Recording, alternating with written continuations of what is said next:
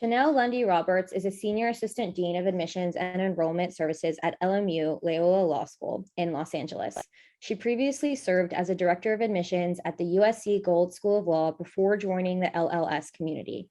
Before moving into the admission field, Dean Roberts worked in the Alumni Development Departments at Southwestern Law School and Loyola Marymount University. Dean Roberts is a member of the Law School Admissions Council Emerging Markets Committee and has served as a member of the LSIC Board of Trustees, Services and Programs Committee, and Investment Committee.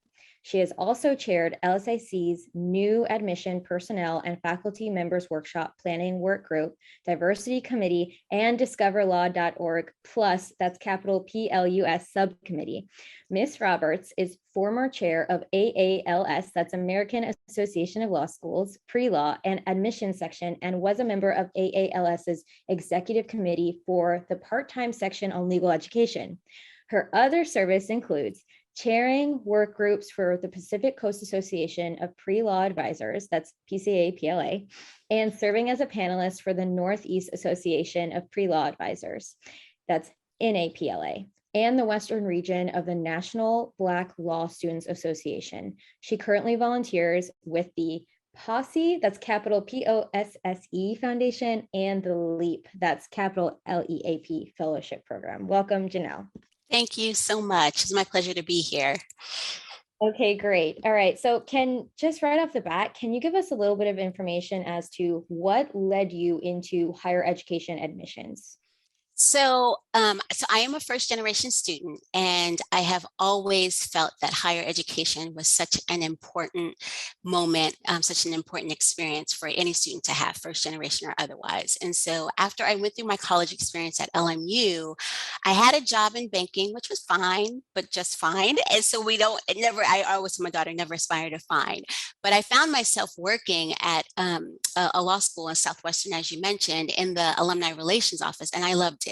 I love the opportunity to work with students. I love the opportunity to work with alums. I love the opportunity to work with other higher education professionals, faculty members, the whole 9 yards. And so from that experience, I had an opportunity to eventually transition into admissions.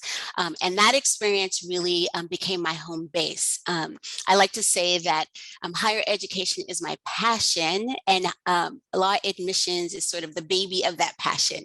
It really gives me an opportunity to work with students, from being their counselor and advisor to being their cheerleader. It gives me an opportunity to provide access and opportunity to students who may not have thought that they were possible based on their background or where they come from. And it gives me an opportunity to help people present them their best selves in the application process, which can be stressful and frustrating and incredibly long in terms of the amount of time it takes. So all of these things were really important to me because in some ways it feels like a service profession. Certainly I'm doing great work as we enroll the class every year and enroll the remarkable classes that we have at Loyola. But on a very micro basis, I'm able to work with students, work with faculty, see their incredible success from the time that they enroll, their time through a student, then when they become an alum. And so all of those things sort of hit home for me in terms of my progression in legal education and specifically admissions.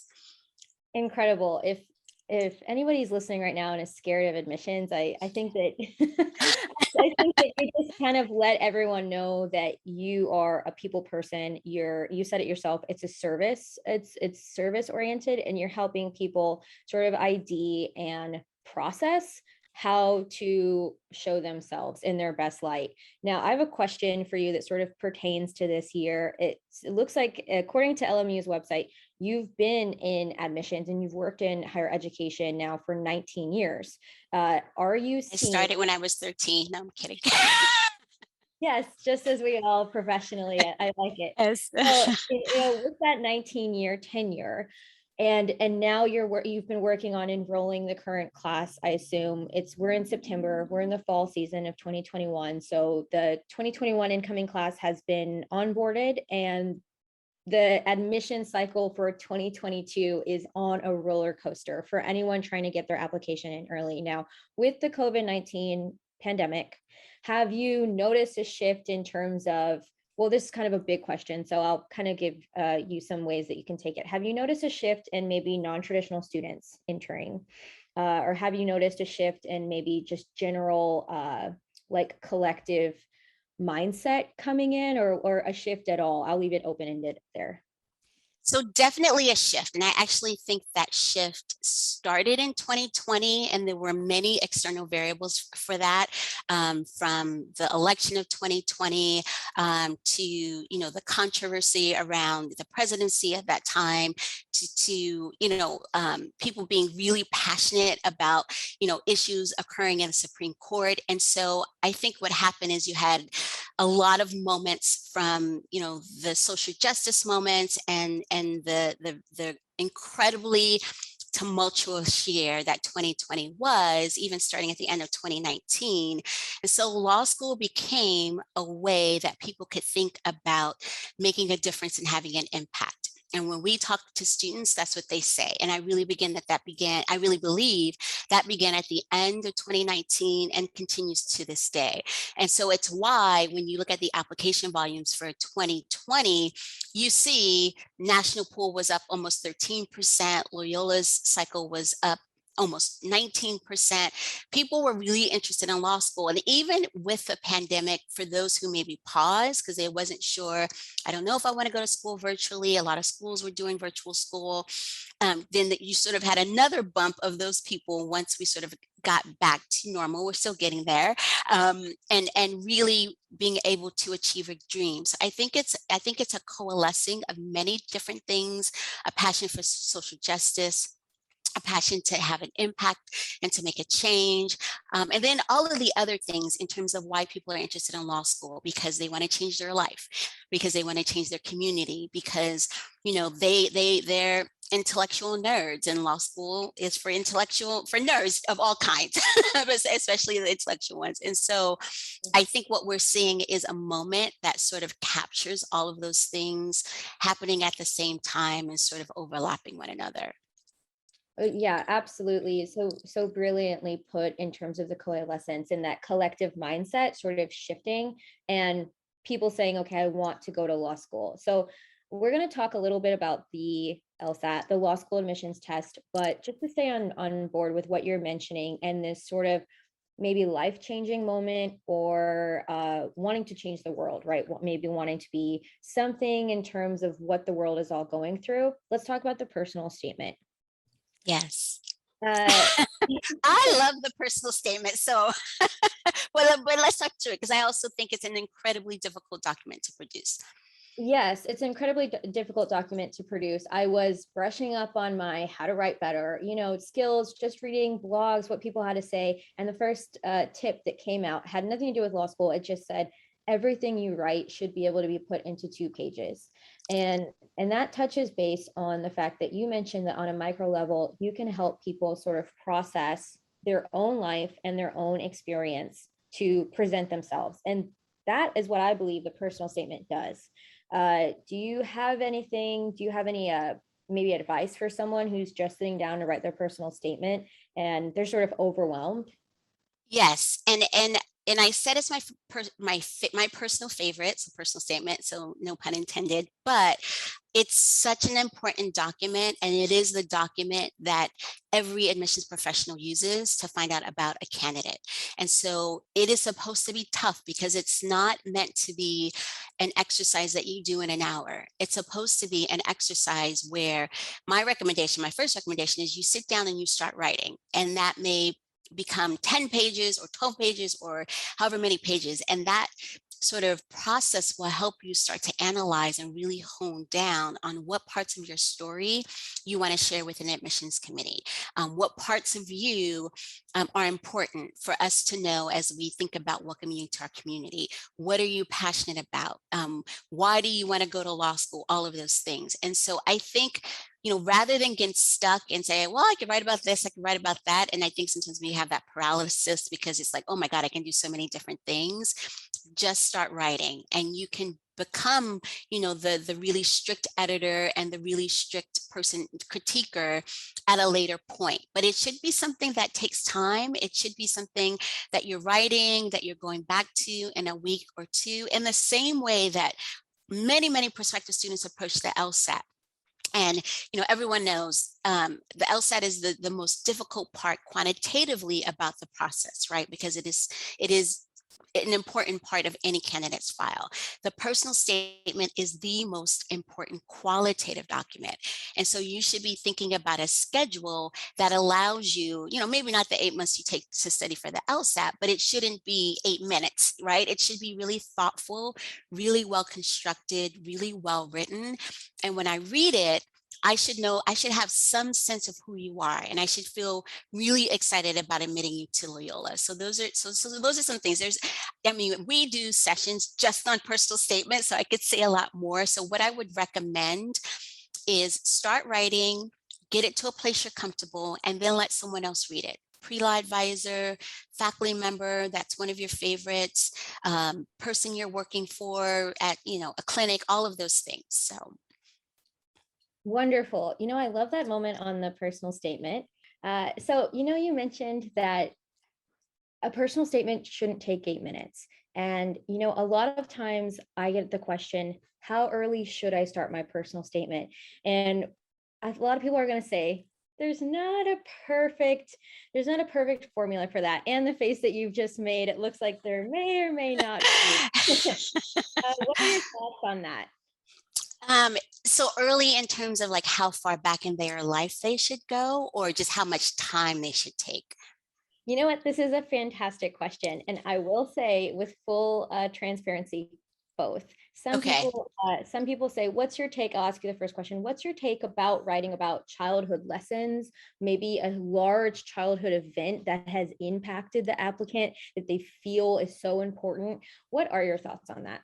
No, it's a great question. So, and you hear my dog also in the background, so also likes to listen to Mama talk. So if you hear him in the background, just ignore him. I think that if something has really resonated with something is a seminal experience, you can talk about it. And it's okay if that experience happened to you when you were 13. But then your personal statement shouldn't only be about when you were 13. So you should be tying that first experience or early childhood experience to other experiences that are more current and more reflective of who you are now. So I wouldn't say that it's a 100% answer like, oh, don't include that, because so many of us, talking about our backgrounds, for example, who raised us, where we lived, where we went to school, all of those things become part of who we are, and they become an important part of our story. So I would say, just use your judgment. We want to learn about you, but we want to learn about the you that's now, not the you that you were, 10 years ago. So kind of think about ways that you can tie that early experience to more current experiences. And I would answer that way. And then with respect to how early you start, I think the earlier the better. I think one of the things that we see candidates do is prepare for the LSAT, and then they take the LSAT, and then it's, December 31st, and like, oh my goodness, I better write my personal statement. So kind of find time in whatever your sort of application process time is, like however many months you think, okay, I'm going to do this in the summer, I'm going to apply to law school in the fall, and think about ways to schedule in your personal statement drafting during that same period of time. And so, it's going to vary, and I think that's okay. Some people are going to take a couple of weeks, some people are going to take a little bit longer. And I think that that's okay, because it'll depend on your schedule. If you just want to end up in a place with your personal statement is something that really reflects you. It's such a great way to put it, in terms of finding that balance, like trying to find space for yourself and make space for yourself, especially if you're trying to get into that a little bit of an earlier deadline. And it's sort of common knowledge, or it's said and put around a lot, that putting your application in for the fall season in a good place, generally you want to have it in.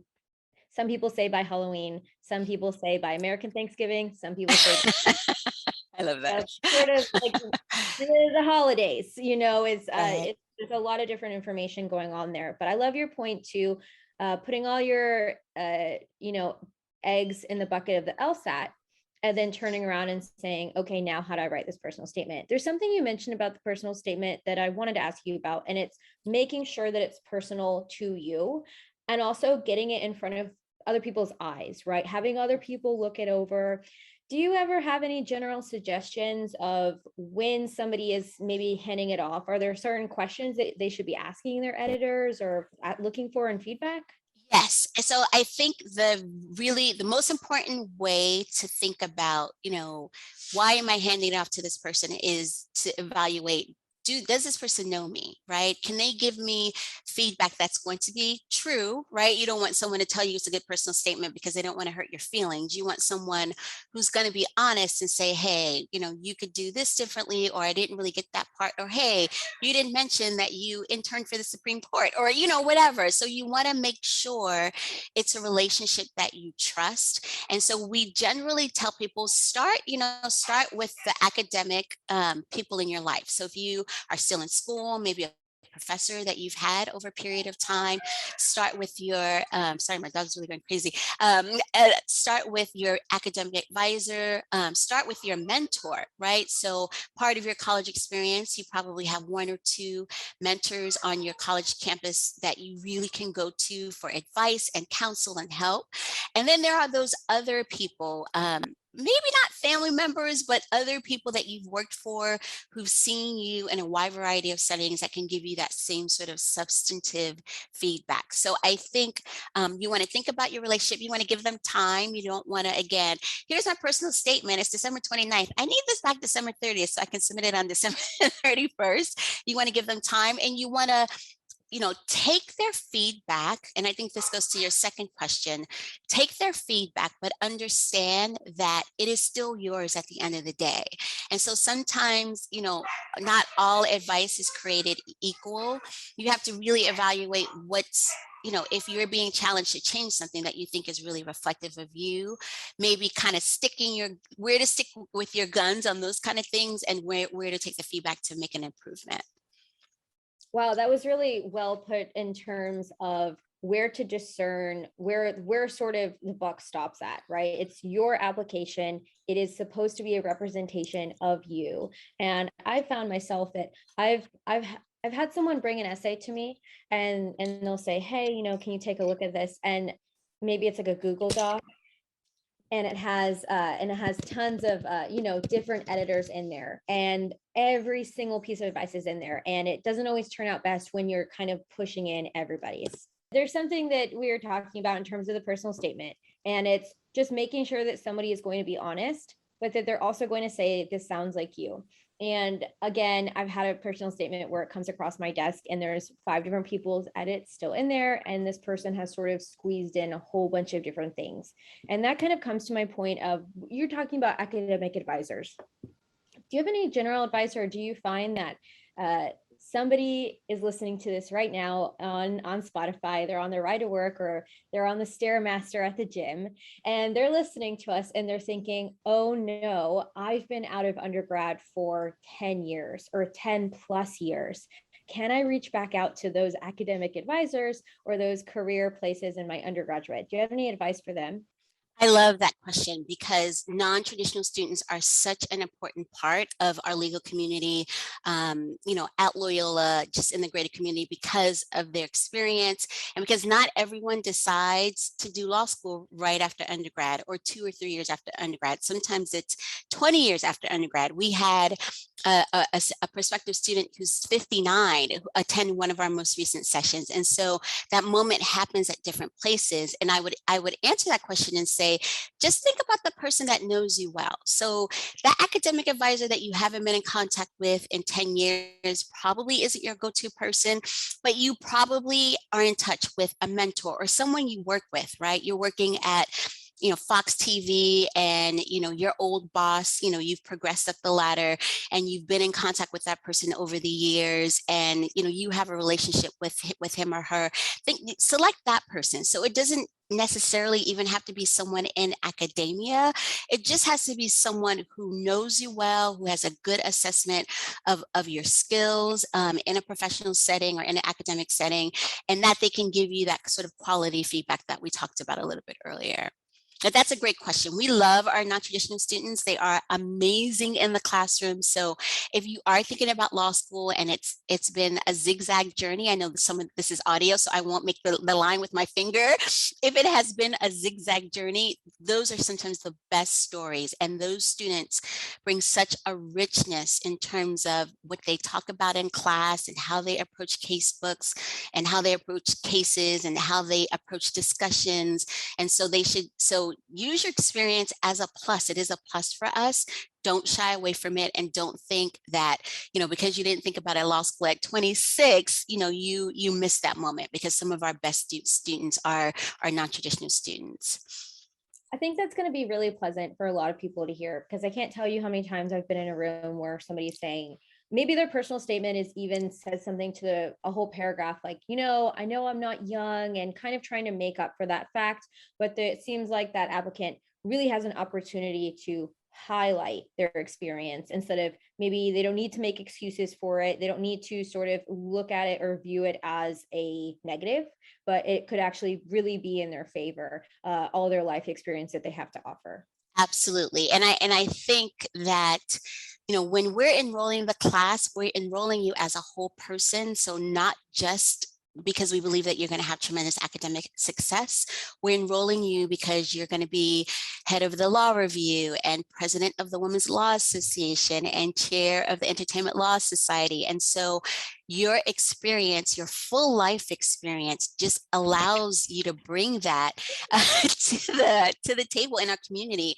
Again, we love that. And so capitalize on it, use it, talk about it. We want to know that part of your story. We absolutely love our students, again, with those kind of zigzag stories and experiences. It's fantastic, just like this interview between the two of us. Yes, exactly. Lots of unpredictable happenings. Janelle has Yeah. dogs that are barking, and I have a cricket that is terrorizing me. Let's go ahead and get started and talk a little bit about the LSAT, which is the law school admissions test. August this fall was the first time that LSAC brought back, since the beginning of the COVID-19 pandemic, brought back those four sections, that experimental section. Luckily, we still have the option of taking it virtually. So there's still that accessibility, which means that definitely a lot more people can maybe potentially have access to it. People are still studying, even as we speak right now. Can you tell me a little bit about maybe LMU's attitude towards multiple LSAT scores? There seems to be a lot of questions about, if I take it a lot, does that look bad? Does that look good? What do I do? Right. So let's back up. So let's start with the candidate who is preparing for the LSAT. They have a very strong study plan. They're doing Khan Academy, which is the free prep LSAT service through LSAC, where students can take, can participate in all sorts of participate with LSAT prep materials.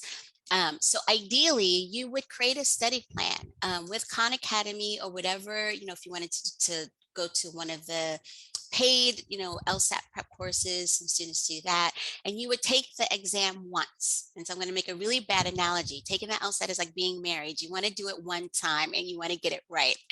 Now, we know that that isn't the case for a lot of students. And what I would say is, number one, if you're taking the LSAT again, you have made a reasonable plan to think about and evaluate what you didn't do well the first time, and you are actively working to change and shift for a better scenario, because obviously you're only taking it to improve your score.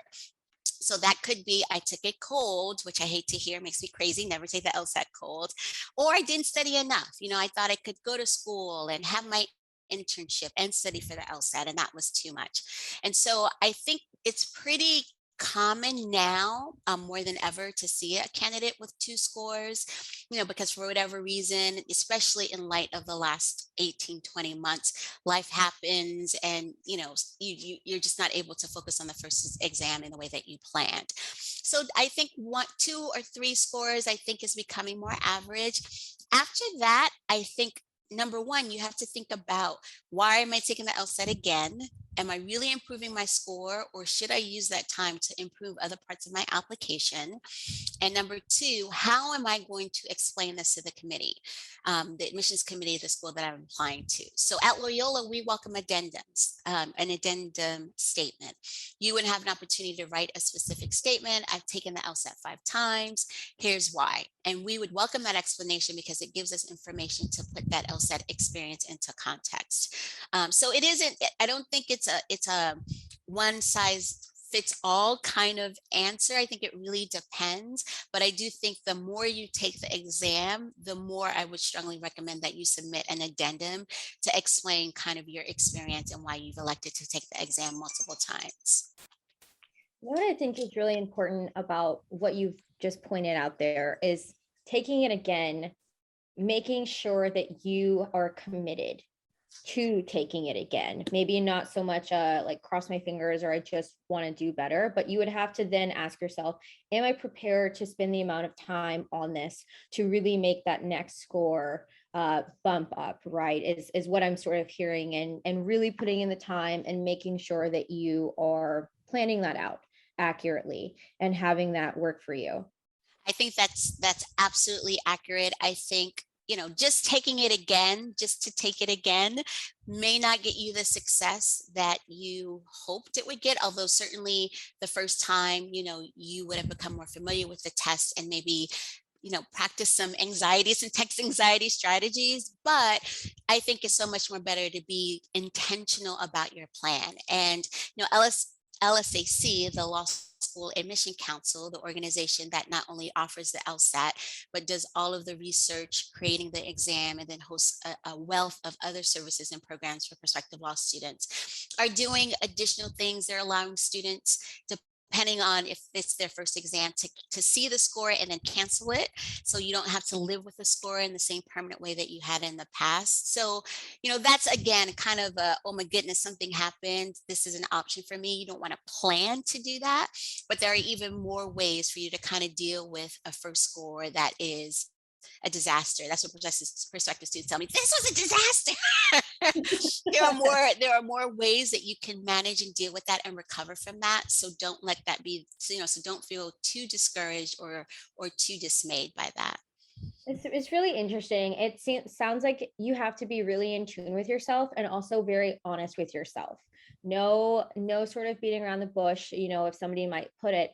And in terms of, okay, take it when you're ready. Don't take it by the seat of your pants. Or once you've taken it and you feel like, oh my goodness, something disastrous happened. And now when you and I say that, that could be something of the sort like you sat down to take your test and the plumbing broke and your whole house flooded. That would be Exactly. a disaster. Or maybe the internet, the computer crashed as you were taking it. This is sort of, I think, what you're talking about in terms of a disaster, or some horrible, some sort of unforeseen event that could have prevented you from taking the test to the standards that you're capable of.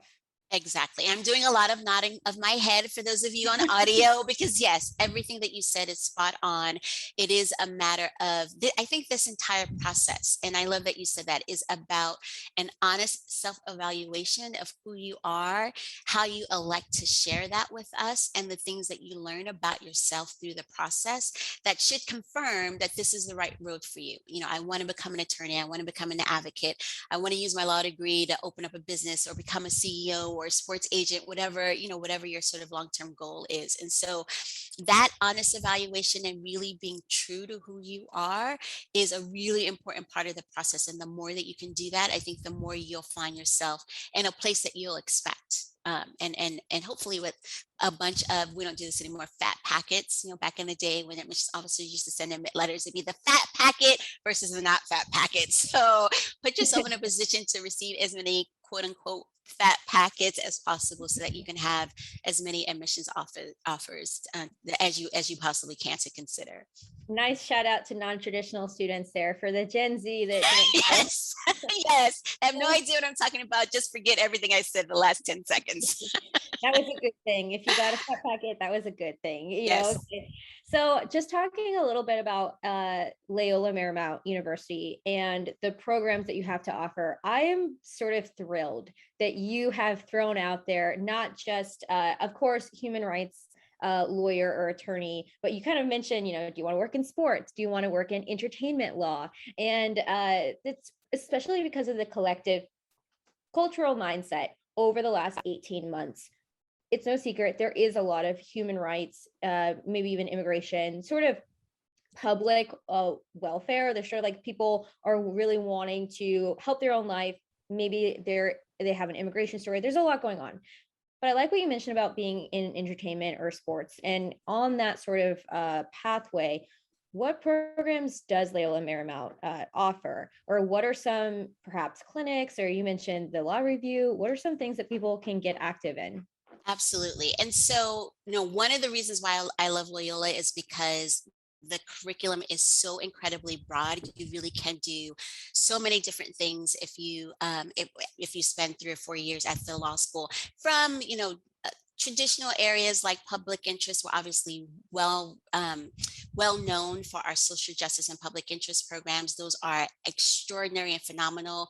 Just 2 days ago, as part of our social justice clinic, our Loyola Project for the Innocent, which is a clinic of primarily students, and they're guided by Loyola faculty and clinic directors, secured the release of a person who had been wrongly convicted, was serving a sentence, life without parole.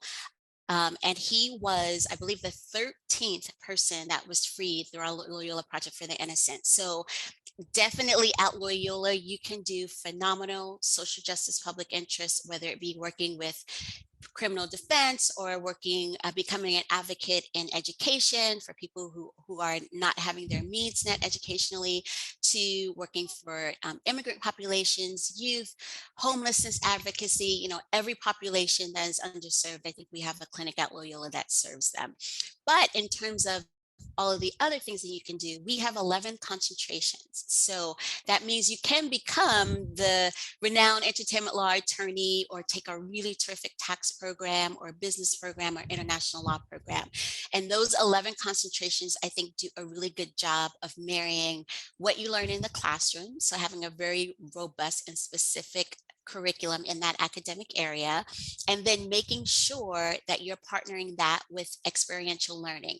So actually being in the world, practicing the skills that you'll need. And we think that part in particular, the concentrations, make them really powerful and really effective, and gets you out in front of prospective employers, prospective law firms, gets you connected with Loyola alums, all of those things. So you really can do everything at Loyola. I know that, I'm sure everyone says that, but I would say our most popular areas: public interest, entertainment law. We have a tremendous civil litigation program, business law, international. And I would encourage any prospective student interested in Loyola to take a look and kind of really dig into those concentrations, because they're really wonderful and really broad. Fantastic. If I'm not mistaken, I believe that Loyola even has a course in environmental law. Yes, Which I know yes. is on the forefront of a lot of people's minds right now, of course, with there's a lot of environmental crises happening in the media. So it's sort of, people are starting to think about that too. Yeah, absolutely. And I think that the most important thing about the training at Loyola is that, we believe that as an attorney, you're going to have such an important set of skills, that those skills are incredibly powerful. You should be a powerful, ethical advocate no matter what you do. And you should be able to practice your skills before you get to that thing, so that you have the confidence when you're interviewing, when you're taking your second or third job, to have the confidence of your degree kind of be the spur behind your back, that you can do whatever you're interested in, whether that's the first job or the sixth job. So it's really, Incredible. really great. Yeah. Yeah, and I know that you really mean that in terms of the experience too, because I follow Legal Aid LA on Instagram, and I believe that they have someone, maybe it's a I'm not sure what the term is, apprenticeship or fellowship. uh, Externship for us. Externship. Yes, Yes, yes, yes, from absolutely. Loyola Marymount University themselves. So I remember reading that and kind of thinking, okay, wow, definitely there are people from LMU that are out there and getting firsthand experience with working organizations in Los Angeles right then and there. Absolutely. And that's another part of that sort of practical experience. We want to put you in the places so that you can practice your skills. The experiential learning program is incredibly robust with externships like the one you mentioned.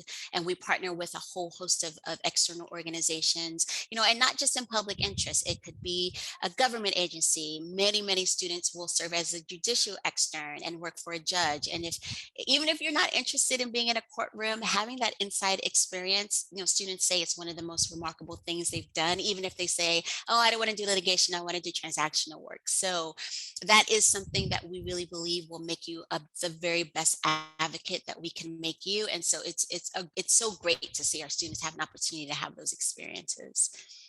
I know I'm definitely feeling inspired myself. Like, wow, it's exciting Good. to talk about sort of opportunity.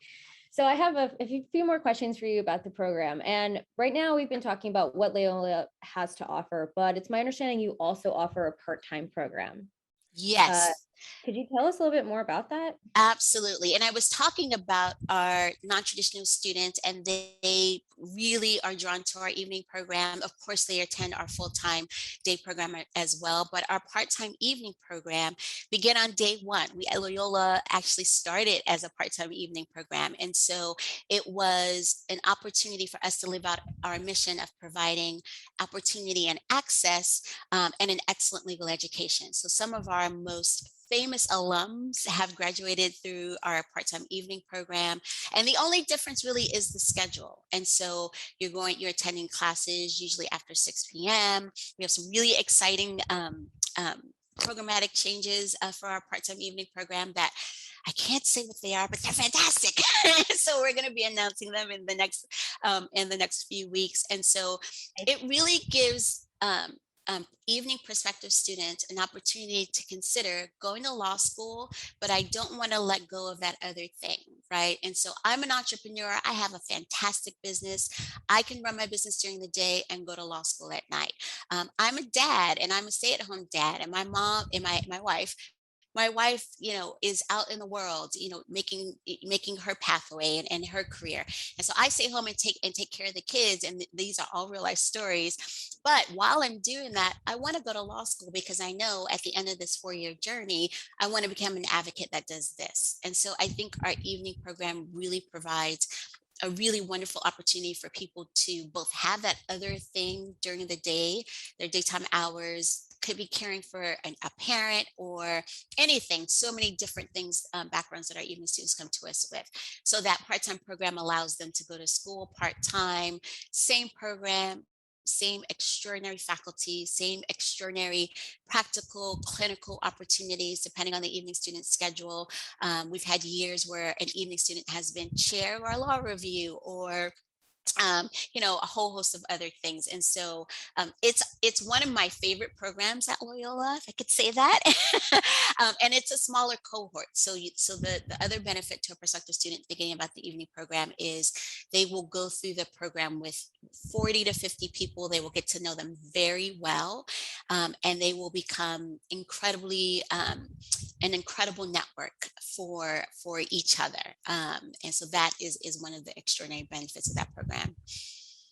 Wow. You know what? I think you've just debunked the whatever myth would have ever float, like come into my mind or maybe somebody's mind of saying, part-time program doesn't have the same oomph as a full-time program. Maybe somebody is not considering that it is the same programmatic lessons that they're going through. Maybe they're not considering that it is same faculty, and then they have that potential to maybe do whatever they need to do, right? If they have some sort of commitment, some sort of livelihood that they would get in the way, or maybe they can't just overlap those schedules. So I think this is really nice and really interesting to hear you talk about the success of people that come from the part-time program, if that's what they need to do for their own careers. Absolutely. And then I would say that the student experience, we make every effort to make sure that we're providing the programs and services for evening students that a day student receives. So as an example, we have a day student bar association, and that's almost like, what we would call back in college days is a student government. So they liaison between students and fact and administration, but they also work with each other to make sure the experience is the best possible experience for students. And so the Evening Student Bar Association works in the same way. And so, our student organizations are also really intentional about making sure that they're creating and have opportunities for part-time students as well.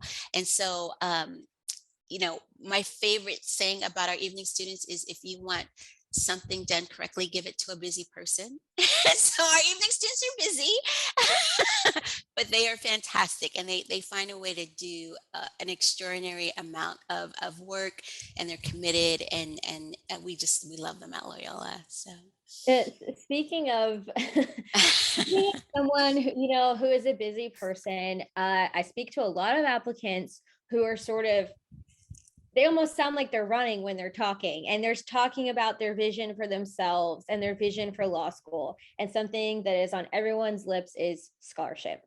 yes. So it sounds, can I talk to you about financial aid? Can I talk to you about financial aid in terms of incoming students? How much does financial aid kind of sit on maybe that LSAT score, right? That LSAT score, is it a holistic thing? What kinds of opportunities, and how do people find financial aid opportunities for LMU?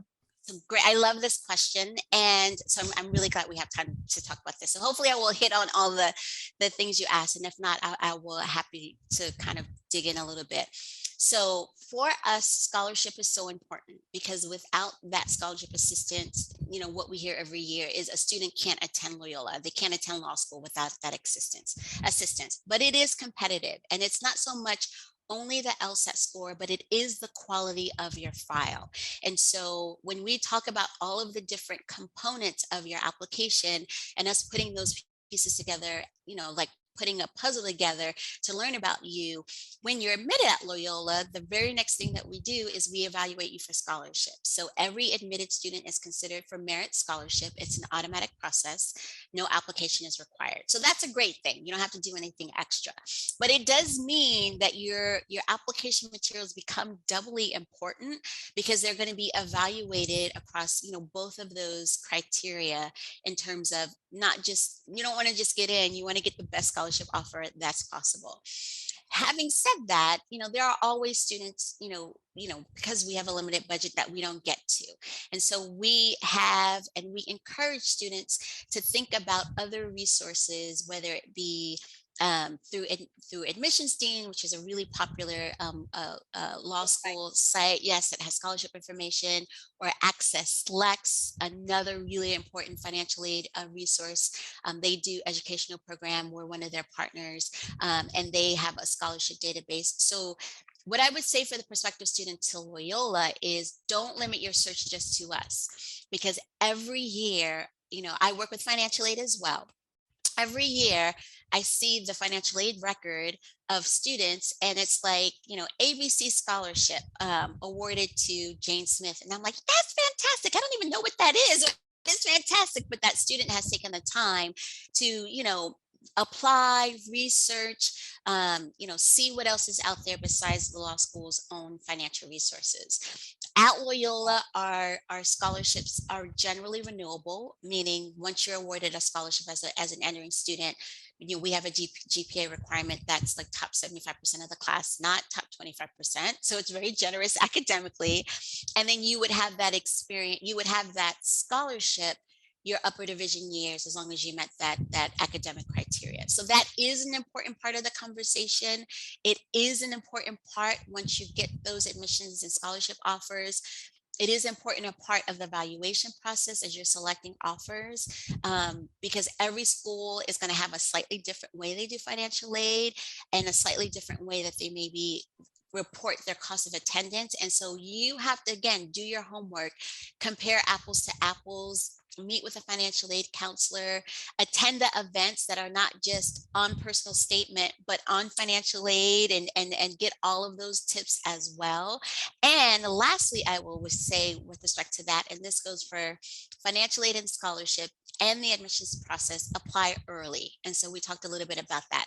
Every year there are students, and 2020 was insane as an applicant year. And so this happened in 2020, but it actually has been happening the last 3 years. And that I have read a file in late January, early February, fantastic candidate. We can admit them. The admissions committee would love to have them, but we have no scholarship money to offer them because there were so many other candidates ahead of them in terms of when their file was complete, that we just can't give them money either until we find out more who accepts that scholarship offer, or we get more money. Sometimes that happens, or a wide variety of things. So the applying early for financial aid and scholarship is also really, really important. Incredible point there. If we mentioned it, of applying early kind of means for some people different things, but also what I've been hearing you saying throughout this entire interview with you, it's been so lovely, is to take your time to make sure that you're not throwing materials together, whether it's the LSAT, the actual LSAT test that you're taking, maybe it's the personal statement, getting feedback on that. Everything that we're talking about takes time, and then making sure that if you're really looking for scholarship money, or if your attendance relies on it, making sure that you're leaving enough time to actually submit your materials in early. And by early, it means different things for different people. Maybe that's by Halloween, maybe that's by American Thanksgiving, maybe that's by the Yes. yes. So I would say for Loyola, by the end of December, because we really understand that holiday time is so important for people if they're still in school or just in life. You get that slowdown period around the holidays, so it just gives you more time. So generally, if you're applying to Loyola by the end of December, that's great in terms of what we consider early, but it is going to be different per school. And so other schools may say early as March, other schools are going to say American Thanksgiving, right? And so we do have an early decision program, and that application is due a little bit earlier. So if you're looking at that program, then there's an earlier deadline and an earlier LSAT date that we would request that you take the LSAT a little bit earlier and apply a little bit earlier.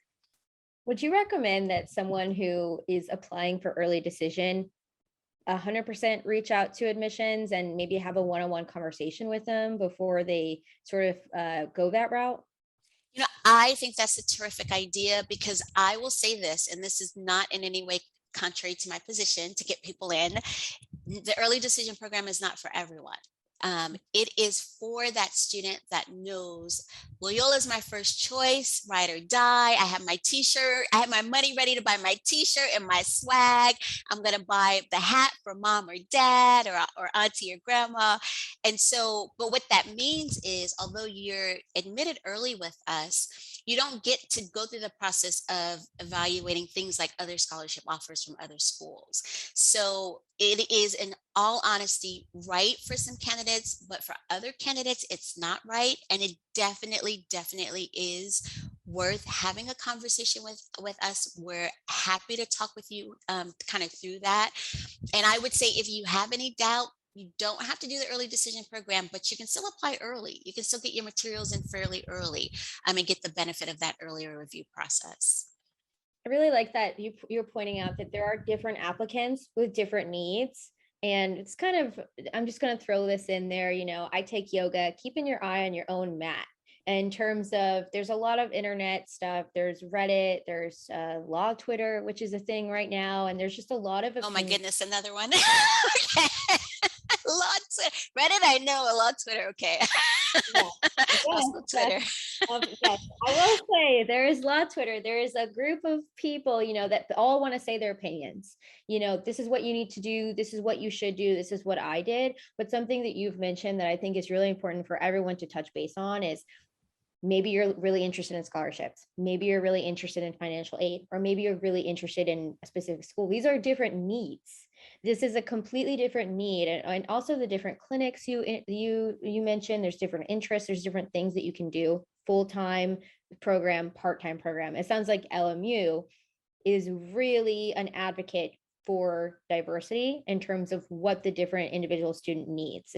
Am I hearing that correctly? That is absolutely correct. And I think it goes to the heart of who we are. You know, when we started as an evening program, again, to provide access, it was with the recognition that there were all types of people not being admitted and not enrolling to law schools whose backgrounds and interests and experience were incredibly valuable. And so that is at the heart of who we are, you know, providing opportunity for a wide array, diverse individuals, ethnically, racially, sexually, in terms of, you know, them being from having just a wide variety of backgrounds. So that's really important to us. So I completely agree.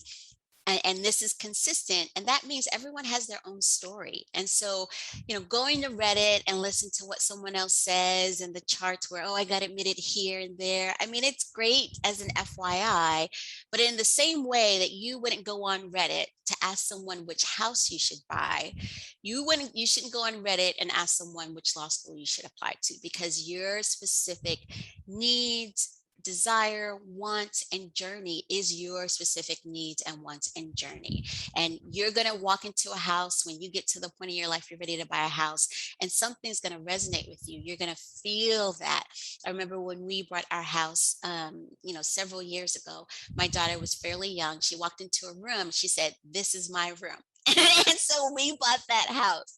And so the law school journey is more like that. You're making a long-term commitment with really important, complex variables that you should be really thoughtful and intentional about. And I know it's too hard to say, well, don't pay attention to those things, but just don't give them so much importance that they're actually directing your decision.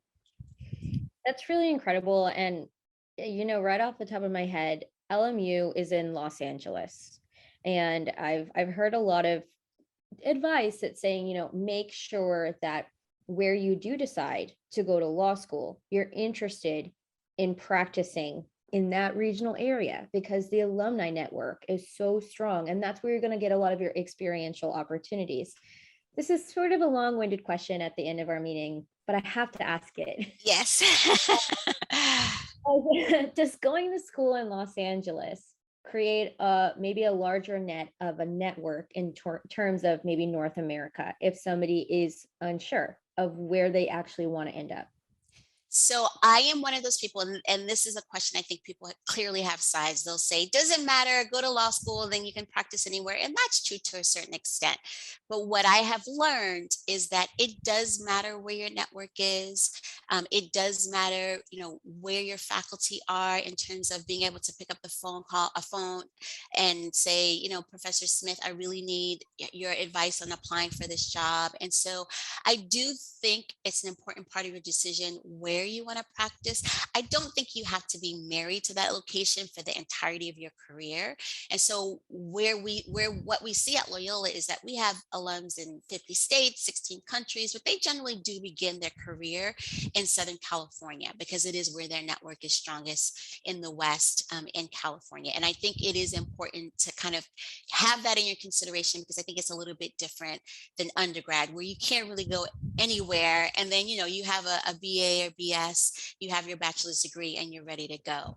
At Loyola, our network is incredibly important. Our alumni network is really phenomenal, and our outcomes are incredibly important. And so we put and have a lot of resources into academic success programs, bar support programs, because it's not just enough for you to earn the degree. We want you to be able to pass the bar and get a job. And our most recent bar pass rate for the October exam, which God bless every bar applicant who took the bar in 2020, was 92%.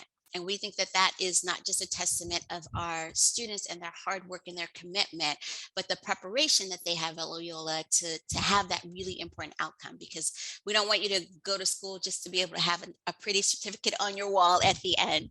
And our employment rates are phenomenally strong as well in a wide variety of areas. So I do agree with the kind of really think about where you want your network to be, but don't be limited by it. It definitely can be the case where if you know you want to be in LA, but then you also want to be in DC, we have students who spend the summer interning all sorts of different places. So there are a lot of other ways that you can conquer sort of those interests.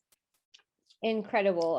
It's so incredible to listen to you and learn from you, and especially in terms of mindset, and really looking forward to not just the education, but also looking at terms of what does the professional career look like afterwards.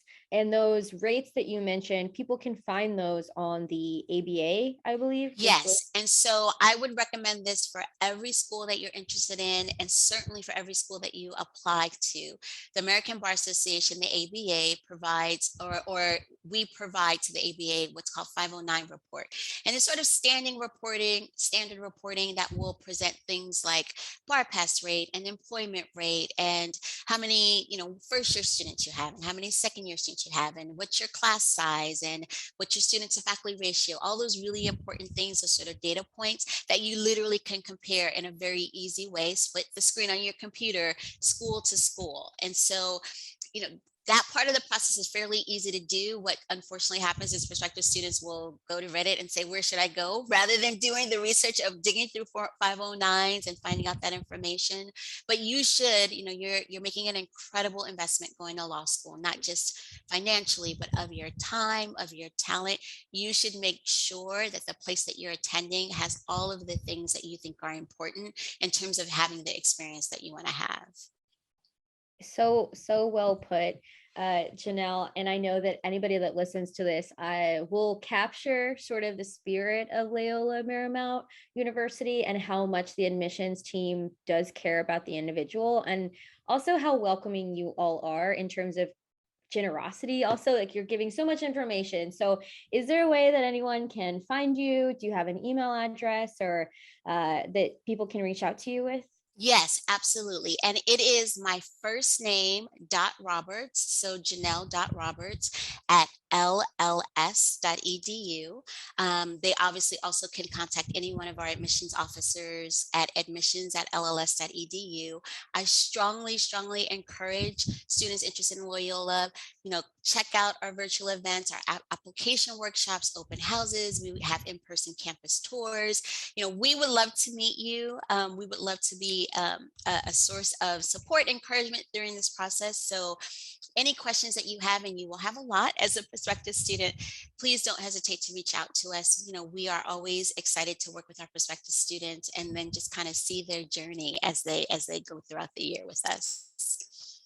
Awesome. And if anybody else has any questions, you can just always look up Janelle Lundy Roberts at Loyola Marymount University. She has an incredible bio, and you can learn more about her and what she's been up to. And Janelle, it's been such a pleasure speaking with you tonight. Oh, thank you so much, Alyssa. Yeah, and just so everyone knows, our law school is lls.edu for Loyola Law School, our new name, LMU Loyola Law School. And so please feel free to reach out to us through that website.